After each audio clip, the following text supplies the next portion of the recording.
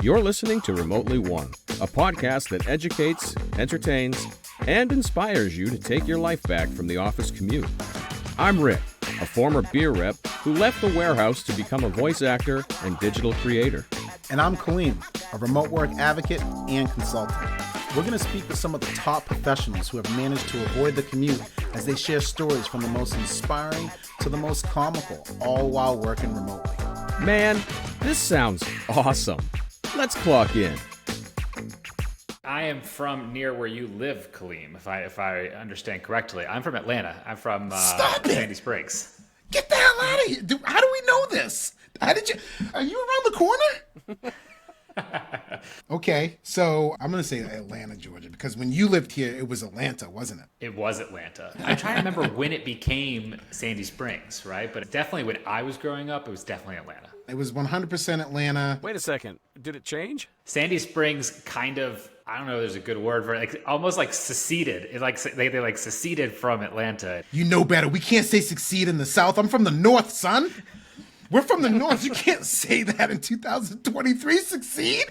No, secede. Oh, shit. Secede.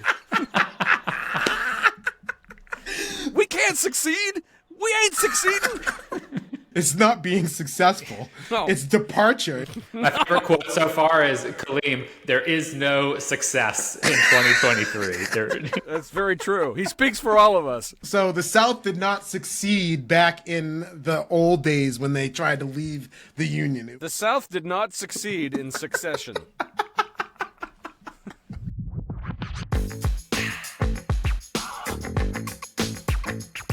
Welcome back to Remotely One. I am your co-host, Rick Haney, joined by an amped and very nervous esteemed colleague, Kaleem Clarkson. Am I right? Hello, sir. I'm trying to bow sitting down. Take your Ritalin, man. Take your Ritalin. Calm down. Calm down. Hey, I can't help it, sir. I can't help it. I'm all geeked up for these guests. All geeked up. We're going to have a great conversation today. But first, listeners and viewers, since you know how to find us, please do us a huge favor and go to ratethispodcast.com/remotely one. Just leave us a review. That would be amazing. We would really appreciate it. Since 2015, Remotely One has been one of the largest communities of remote work professionals with over 3,000 Slack members and 5,000 email subscribers. It's free to join, so go check it out at remotelyone.com. And with that out of the way, Kaleem, give us a tease or two about today's guest. Oh, Rick. I see you revving up over there. Oh, my gosh. The challenge is every week when we get on these, I'm excited to talk to these people, nervous, but then I'm depressed. Because I'm like, what the hell am I doing with my life, Rick? Like, what the hell am I doing? What are you doing with your life? I don't even That's know. a conversation for after the show. Let's do that. But listen, today we just found out that our guest is from the Peach State, a.k.a. Georgia. Not only that, it was formerly known as Sandy Springs. That's where I'm at. He's from where I'm at right now. Unbelievable. Guest, I didn't even ask you, guest, where are you currently residing? I'm in Brooklyn now. Brooklyn. Brooklyn. Shame on you when you step through to old dirty bastard Brooklyn. I see you. What else? Our guest today, here we go, Rick. Here we go again. Some people that know some things. Went to the University of Penn and went to the Wharton School of Business. That's big time. Yeah, it is. That's big time. I believe that might be our second or third Wharton School of Business alum. Let's see. Oh, just another minor thing that our guest has done. They worked for one of the big three, or AKA MBBs, Bain and Company. Just a small consultant firm, in case you haven't heard of them. Bain and Company. This is the sound of me becoming slowly intimidated. Yeah, I'm already nerved up. He knows how to make PowerPoints, dude. Yeah. Big time. Oh, slide decks. Is there any more important skill? Oh, he's slanged so many slide decks, just slanging slide decks. Rick, our guest, What? he can't stand hot dogs. Is that American? Hold on. Yeah, This changes everything. can't stand hot dogs. You call yourself an American, friend? Oh, and guess what? And also does not like cheese on their pizza. No cheese on the pizza. In Brooklyn? Oh, I my God, that makes it so worse. How do you get away with that shit in Brooklyn? Don't publicize it. Hey, Paisano over here doesn't like cheese on his pizza. Let's show him the ropes. Yeah, what's the dude even doing here? Huh? What's he doing? Okay. Our guest is also a LinkedIn top voice on flexible work. Shout out to you, guest. Our guest is the co-founder and CEO of Scoop. And Scoop builds software for remote and hybrid companies. Companies that use their software, Rick, Meta and Microsoft, just to name a few. Just a little bit. No big deal. No big freaking deal. Oh, Scoop also has created this awesome product that I check out all the time, which is called the Flex Index, which has over 7,500 companies at which they categorize their workplace flexibility. So if you want to know how flexible a company is, you can go to the Flex Index and see how flexible that company is. That's a major flex in and of itself. I just created your company tagline. Oh, Yeah, change all the marketing out. Holy smokes, change it now. Listeners and viewers, please give a warm welcome to Rob Sadow! Let's go! Woo! Welcome to the Settle show. down. Rob. Settle down. I feel like I can't live up to that introduction. It was like better than anything I'm going to say over the next however long we talk. Settle down, It's audience. kind of a trademark of our show. Yes, it is. Sit your ass down, crowd. Thank you for joining us, Rob. Appreciate you. Yeah. It's my pleasure. Yeah. No, this is a long time coming. We're excited to learn a lot from you, Rob. We're glad you could join us. I want to start out by asking you can you expand a little bit on your experience with Bain and Company, first of all, and how it kind of prepared you for entrepreneurship? I'm just glad you didn't ask me to expand on my experience with hot dogs, which I thought was going to be the first question. With Bain, I thought we determined we were not going to discuss this anymore, Rob. we will not talk about hot dogs. I wasn't going to ask you if you don't like apple pie, Rob, we're ending this damn podcast right now. Do you like apple pie? I think it's like a setting on Riverside that if I told you I didn't like hot dogs and American pie, it would just shut off. You just violated terms of service. You can't continue to record on this platform. Yeah. Rob, don't answer that question. Plead the fifth, please, because we want to continue the show. Rick, to answer your question, I started out my career at Bain. So I started at Bain in New York office in 2008. I worked there for 6.5 years across New York and San Francisco. Hugely formative for me in my career. A couple of reasons. One, it taught me how to think in a way that I didn't quite experience in college, in particular around how do you break down problems into like little bits to then think about what you do to solve them. So like, what question do you ask? What work do you have to do? How do you communicate around it? Bain's really good. I think consulting firms broadly are really good at teaching you how to like break down stuff into digestible chunks. And that I think is like a really helpful thing in startups broadly, is like how do you take big problems and turn them into small problems that you can figure out how to solve. The other is Bain had a program, I think they still have this program when I was there, called an externship, where you could go work at another company for 6 months and then come back to Bain. And so in 2010, I went and worked up at a startup in Israel for 6 months in Tel Aviv. And it was my first exposure to startups and how to think about entrepreneurship. Had a huge impact on the way that I thought about my career afterward. I likely would never have started Scoop without that experience. And Bain was super formative to me in a bunch of different ways. Amazing. So do you remember like any of the most ridiculous interview questions that they asked you? There are so many case study type questions. Market size this, like how do you think about... I feel like I remember the studying the examples was worse, I think, than the actual questions. Would be like, how many ping pong balls do you think you could fit in a 747? Or like, how many hotel rooms get booked in the US each year? That stuff is hard. I'm not sure how valuable it is, but it does, I guess, show your way to kind of like break down approaches to problems to some extent. Amazing. I saw one where somebody said, how many pigs are there? That was the question. I was like, what? Like that... What do you mean? Are there where? I always felt like my initial reaction to that, by the way, Kaleem, was like, there's like a 2-second period where my head explodes. And I'm like, what was that question? Like, how do you think about it? And then you kind of like take a deep breath and try and break down the steps. But at first you're just like, what? Like, and then you have to work through it. Huh? That's pigs. So Amazing. moving like kind of a little bit into your career, moving further out, I noticed that you also joined the Association for Commuter Transportation, or ACT. It's really curious because not very many people even know that that association exists or what it even does. And I had an opportunity to speak at that conference last year on a panel. So I'm just curious, can you just kind of tell our audience like what that is about? And then out of curiosity, why were you interested in joining that association? Yeah, it's a pretty good deep find, by the way. And it is related to a chapter of Scoop's history that you actually may not know anything about. So I started Scoop in 2015 with my brother.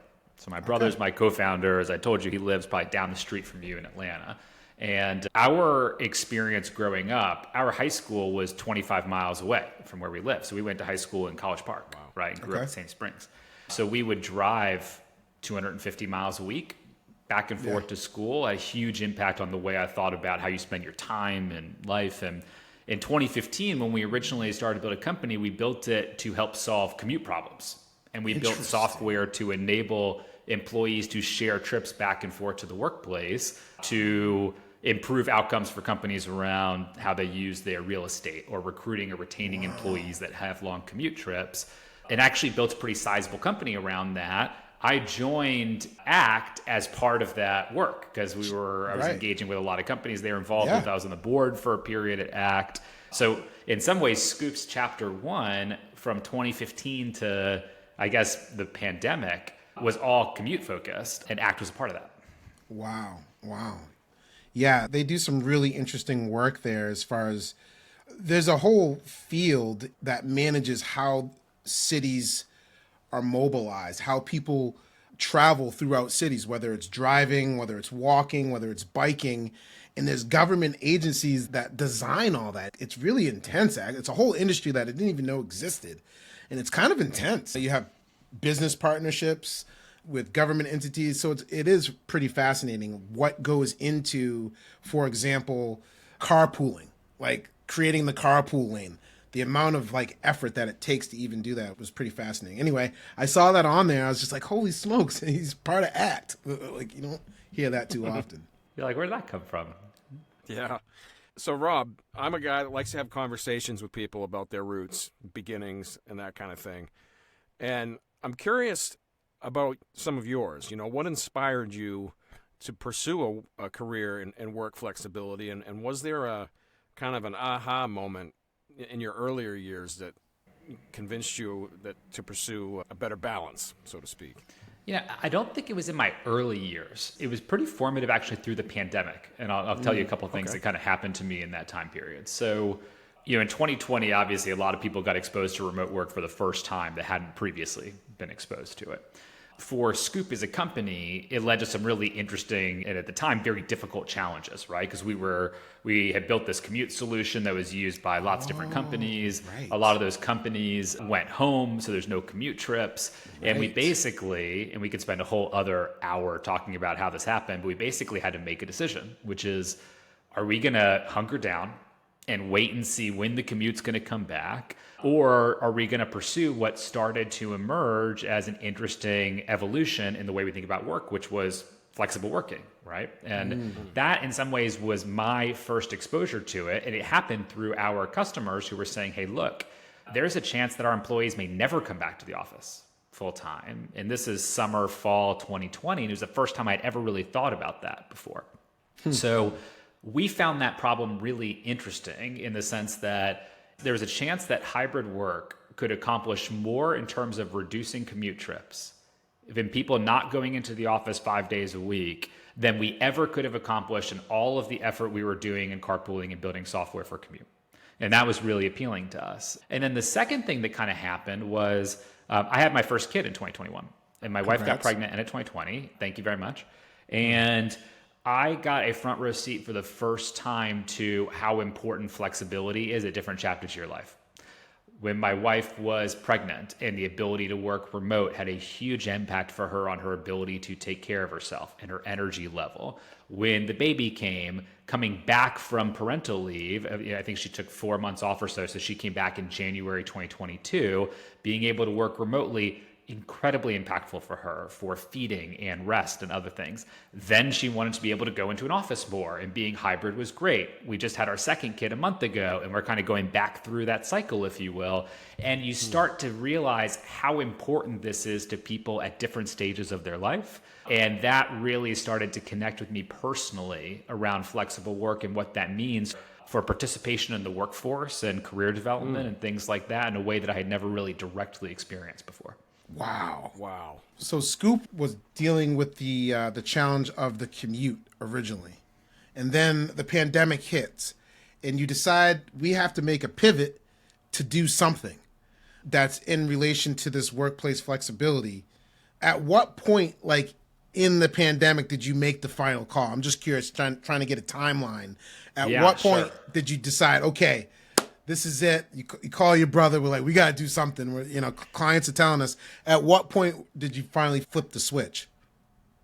It was probably late in 2020. And the way it kind of sequenced out was, you guys probably remember this, but at the beginning of the pandemic, people were like, hey, we're all going to be back in the office by June. And if you said, like, we're going to be back in September, people would be like, why are you so negative? Like, what do you mean we're going to be back in September? Right. Like, we're back in June, Yeah. And then, like, every month that passed, it would, like, push out another 3 months. And then when July came, then you had that next wave, and it was worse, And so around August or September was the first time that we kind of sat down and were like, hey, look, there is no expiration date on COVID. Nobody knows. We just don't. Nobody understands the trend of this thing, and, like, we can't plan around it. At the same time, as I was mentioning, we started to hear about flexible work and kind of like that idea. And we realized that not only was it a pretty heavy like employee logistics problem, who's working where, planning on working where, how do you coordinate that if people are hybrid? That's actually very closely linked to some capabilities that we had built on helping people share trips together, and how do you manage employees and connect them to do those types of things. And so it felt like something that was somewhat close to home in that regard, and we could apply the skill set and technology that we had built to it. And so late 2020, we made the call. And to be honest, guys, it is the hardest thing I ever had to do professionally.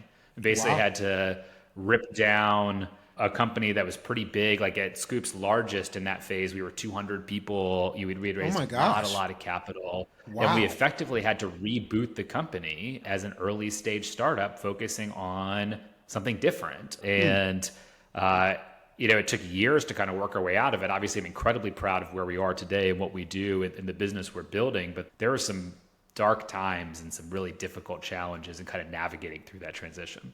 Wow. My goodness. I can't imagine. Thank you for sharing that, by the way. Yeah, seriously. Kudos to you for making that call. It's not easy. Thank you.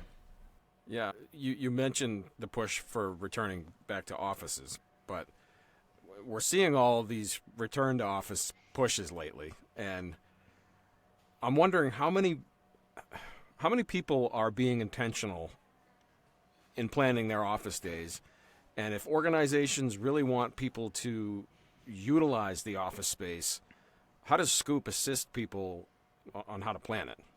Yeah. So intentionality, I think, is maybe in short supply right now, I think, in terms of how a lot of people have approached hybrid work. Part of the reason I think that is, Rick, is because I think that there are still a bunch of executives who, in their heart of hearts, hope that this is a transitional phase on the way back to full-time in office. And so you don't invest in it with the intensity that you would if you believe this is permanent and we've got to get better at this. I think that's evolving month to month and quarter to quarter. But to date, I think a lot of companies have still been saying, hey, look, we're going to try and boil the frog, go from 3 days in the office. Maybe in the future, it's 4 days a week. Maybe then we can kind of transition back to full time, and that changes the mentality around it. In reality, and we could talk about why this is, hybrid work, I think, and flexible work is going to be the future. We're seeing more and more companies vote that way. It's very important to employees, and we're seeing that pick up and continue to become more permanent. I think the two biggest gaps in intentionality around hybrid work today is when we get to the office or go to the office, what makes that a really valuable experience? And how do I maximize the likelihood that that time together is going to be valuable because I'm with the right people doing the right things, and it makes that commute trip worth it in the first place. The second is I think people have not been intentional enough about the transition from synchronous work to asynchronous work that's required as part of moving toward more flexible work environments. And people still have too many remote stand-ups and check-ins and other types of meetings. There's a fascinating stat that I saw from Nick Bloom at Stanford, who does the WFH research, that hybrid employees spend 50% of their time in meetings. Wow. 50. Wow. It's way more than full-time in office. It's way more than fully remote. It's because they're kind of one foot in each world, and they haven't evolved intentionally their practices yet to start to adopt some of the things that maybe fully remote organizations have done in terms of asynchronous work and documentation and things like that. So we think those are the two biggest issues that we see. Where do you work in the intentionality around that? And then how do you work in the intentionality around that? That's where we focus our Scoop software. We build software that is embedded into tools that you're already using, Slack, Google Calendar, Chrome, things like that, that make it really easy to see who's working where or planning on working where. So if you're going to go into the office, you can do that with confidence. You can organize your schedule around that and make sure it's going to be a valuable office day.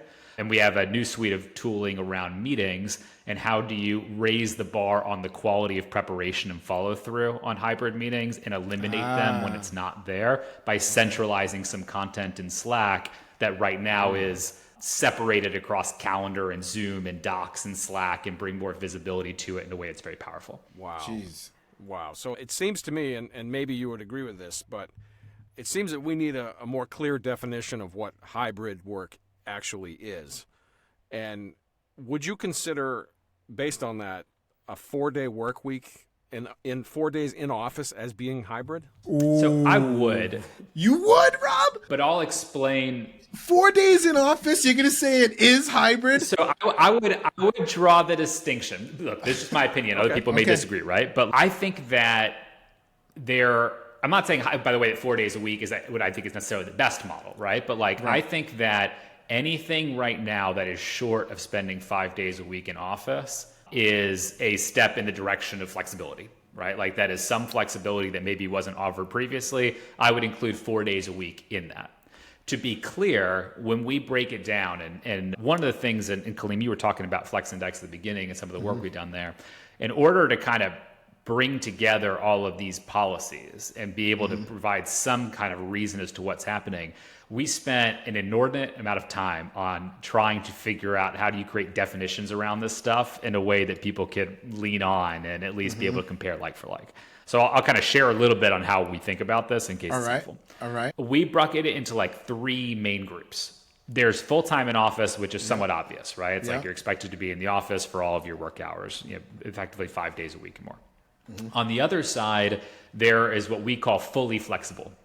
So when we say fully flexible, in my mind, that's a combination of 2 different types of companies. One is fully remote, have no offices, right? So fully flexible in that way. The other is what we call employee's choice, right? So employee can choose when or how often to go into the office. It's not required. Company does have offices, but you don't have to go there. In the middle is what we describe as structured hybrid. And that's when the company sets a specific expectation on when or how often you're supposed to go in the office. It can be a minimum number of days, 2, 3, 4, as we talked about. It could be specific days like Wednesday, Thursday. Within those companies that are structured, 90% of them require 2 or 3 days a week. So 4 days a week is actually a pretty uncommon hybrid model, if you will, but I still would call it not full-time in office, if that makes sense. Okay. So he blocked and bridged the question, Rick, just like a perfect, wonderful politician. He changed the words, used fully flexible, and then, I love it. And he kept the flex back to Flex Index. I can vibe with that. Although I 100% disagree, Rob, I can vibe with that. To me, the definitions we came up with. So why do you disagree? Because you remember in all sports, you have golf, more like golf, baseball. You hear the thing spirit of the game in the spirit of the game. You know what I mean? Like these are kind of like unwritten rules, but it supports the spirit of the true game. That's what I feel about hybrid. I feel like what you called flexible choice is the true spirit of hybrid. Flexible choice is, in my opinion, the true spirit of hybrid. And how we define When you're it saying as, flexible choice, you mean that full flexibility, right? yeah, the full flexible where employees can choose, right? Because we agonized over this as well of like, do we use the number of times in office, and do we actually use a centralized office as the other variable when trying to come up with this? So we define hybrid as some people commute to an office, right? And other people work remotely. So that could be any combination technically, right? Like, so back to your point, 4 days in office technically could be hybrid. But then we started thinking about, I was like, well, how could we define it on the other side? And what we said, okay, if a majority of your work week is spent in office, then you're just telecommuting. Right? I'll tell you, I think you are right in a sense, but the one thing I would add is because what if it's a 4-day work week? Totally. Exactly. And it's interesting because 4-day work week, everybody's in the office. And that's actually one of the more interesting discussions around 4-day work weeks to begin with, right? Is a 4-day work week actually an increase in flexibility? I would argue it's not. It's not. It's just right. You're decreasing the amount of work time in terms of the number of days, but it's not an increase in flexibility. No. It's actually in some ways a decrease in flexibility for folks, right? I agree. But the thing that I think often people lose track of is, and look, especially for, Kaleem, you guys have been working on this stuff and you've been thinking about it for a long, long time, longer than a lot of people have, right? Mm-hmm. Is that for the vast majority of people, their first exposure to remote work, and the term hybrid work didn't even really exist before the pandemic. Not really. Right? If you go search the archive of Google News for hybrid work prior to 2020, nothing. Nothing there, which is fascinating for a term that's become so ubiquitous. Yeah. But for most people, they're 3.5 years into this journey. And when you think about the adoption curve of anything, any new product or trend, that stuff takes years, if not decades. And so I think that 4 days a week, in some ways, maybe just be a way station along the direction of where we go, right? And so in that way, I don't want to take away credit from the model because it is a step in a direction. It may not be the right ultimate outcome, but it's important to kind of acknowledge where we came from and where we're going on that and recognize that everyone's not going to get there immediately, just like no one gets there immediately on any trend. Yes, I 100% agree. And I actually like the fact that you use flexible because that's the whole point. You're trying to group the flexibility and, hey, 4 days in office out of 5, that is flexible. It's not the most flexible, but there is some flexibility. So I know what you're saying, but we can agree to disagree, Rob. That's what we're here for. I mean, we can't have a podcast without a good thing like that. I agree. Just don't start talking about hot dogs, for crying out loud. Oh my gosh, no hot dogs. That's out of bounds territory. We can't talk about hot dogs. Before we get to the question, I have one more question for you as far as what you're seeing trend-wise. And I think you mentioned it before, and I love the data that the Flex Index puts out. It's really great. I've used it in my presentation, so thank you, sir. Appreciate you. It's my pleasure. Yeah. Love posting data. Love that. Are you starting to see any changes? So kind of a two-part question. A, do you go back and reassess the flexibility of companies at a certain period? And then B, have you seen the changes in that flexibility? And I guess C, do you have a report of those changes? Kind of could you say X number of companies in this vertical were flexible this way and now they're flexible that way? Yeah, totally. So one of the things that we do is we put out monthly reports, as you've mentioned. We call them flex reports. And we started doing it in February 2023, first time we put it out. Each one has different theme. It could be what's going on in a particular geography, or what's happening in tech versus financial services versus retail, or what are big companies doing versus small companies. Sometimes we'll explore a number of those. Sometimes we'll go deep in one particular area in a report.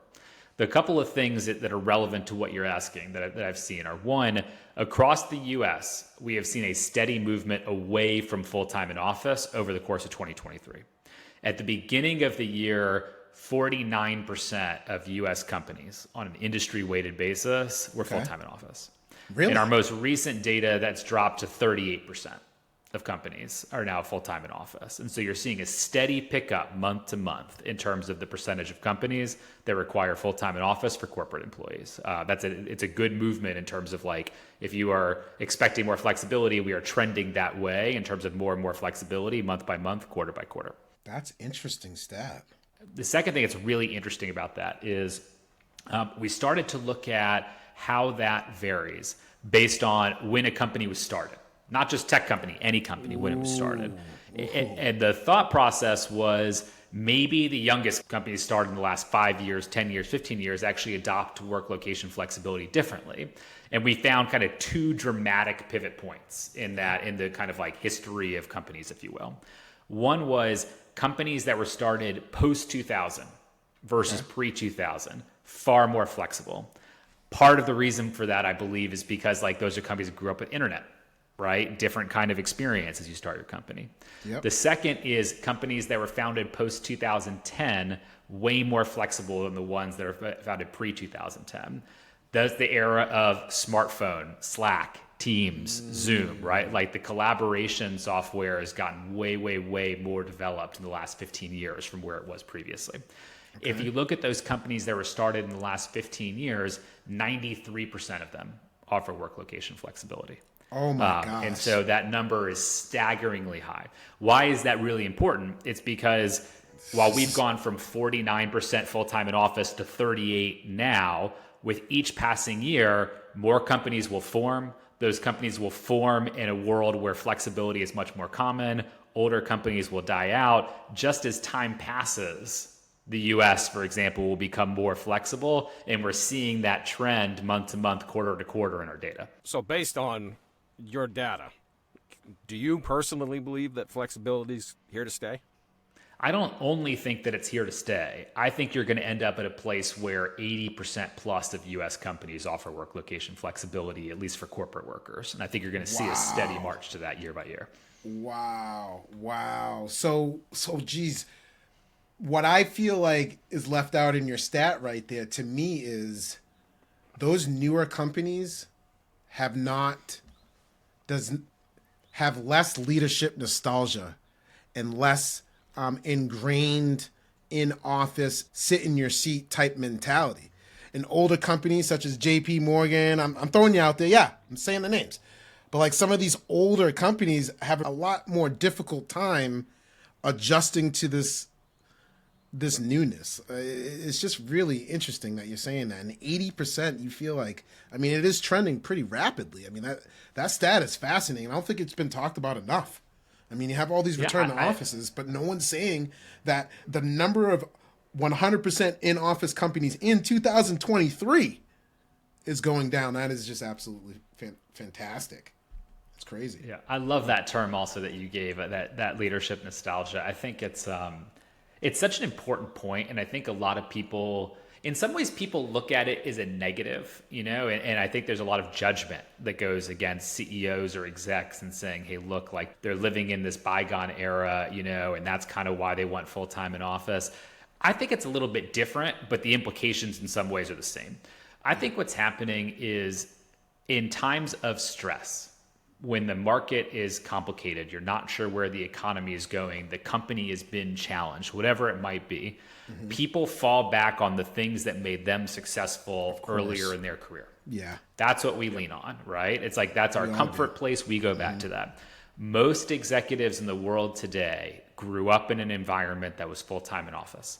And they remember their companies being successful when it was full-time in office. And they grew up successful out of that environment. And so it's very human. It's a desire to go back to the things that made it work for you, because change is scary, especially when the future is uncertain.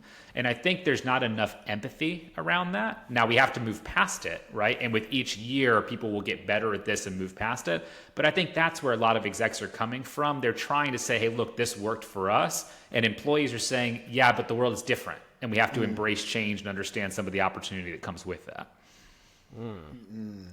I'll try, Rob. You're right. That's something I've been talking a lot about. I need more empathy for some of these leaders. Like, hey, Kaleem, if you were in their shoes, how would you feel? And you're absolutely correct. So thank you, Rob. It's so easy for us to point the finger and make judgments, By the way, I do it too. It's hard, right? And it's like, look, as much as we may know, we haven't run 200,000 person organizations. No. Like, it's a different kind of experience around it. And there's going to have to be new skills in leadership practices and approaches that are going to have to do that. And as we talked about before, in terms of trends, like that's the Titanic. Like those ships don't turn in 2 seconds, right? They take quarters and years to actually evolve, and they're early in those journeys. Yeah, totally right. Yeah. So, Rob, do us a favor, would you?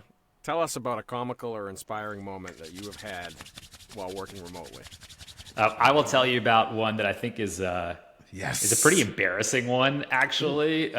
We like those. We need details. Give us the time. Give us the year. Give us how you were feeling. right. Was the sweat dripping down your Set face? it up, Give Rob. it to us, Rob. Set Give it it to up. us. You got it. So my wife and I moved back to New York in 2021. And my wife was pregnant at the time. My daughter was born in August of 2021. So this was, to set the stage, this was the day before she was born, right? So the day that my wife went into labor. And my wife and I are both working predominantly remote at the time.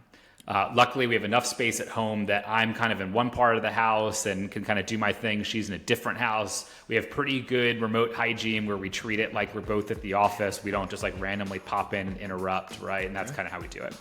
At the same time, my wife was like 40 weeks pregnant, right? And so I'm like, hey, you can Crush and pick. and so all kinds of stuff. And so, it's middle of the afternoon. I'm in a meeting, and Jess sends me a text, my wife, and says, hey, let me know when you finish up. Wanted to chat with you about something. It's like 30 minutes into a 60-minute meeting. I was like, sure, happy to do it. No worries.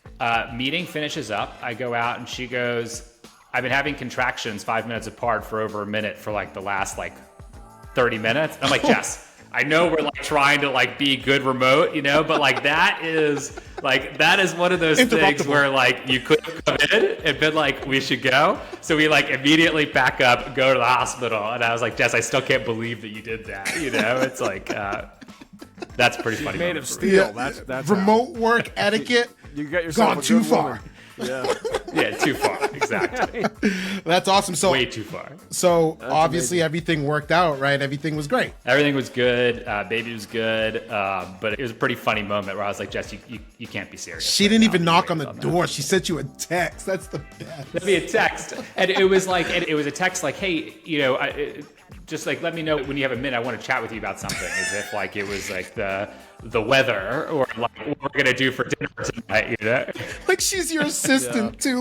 When you have a moment, can we chat about something serious? Something. Yes. That is the best. So that's a pretty silly remote moment. Yeah. Yeah, that's a great moment. Hold on to her with all you've got. That's amazing. Yes. Tell her we said that was way too far remote work etiquette, but we appreciate it. I will pass along the regards. Yes. Yeah. So, Rob, where can our listeners and viewers find you? A couple of different places. So we publish all of our research, everything that we talked about data-wise, et cetera. It's all on our site. So flex.scoopforwork.com. Every report we put out is free. So you get all the information there. It's pretty good stuff. 2, we have a Substack newsletter that's got about 3,500 subscribers. We send weekly content on things that we're researching, latest insights, data, et cetera. So check that out, Flex Index on Substack.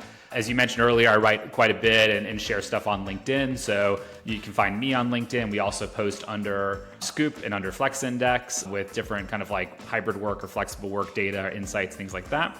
And then lastly, if you're interested in our software, because you're hybrid or distributed and trying to figure out how to better coordinate around when you're in the office or spend less time in crappy meetings, you can go to scoopforwork.com. Anyone can get started for free and check that out. Awesome, man. Rob Sadow, thank you so much for joining us today. Thank you. My pleasure. Thanks, guys. I appreciate it. Awesome, man. I'll talk to you later, man. You've been listening to Remotely One. Visit us at remotelyone.com/podcast for upcoming episodes. Subscribe to our YouTube channel and download our episodes on your favorite podcast app. Hey, don't forget to clock out.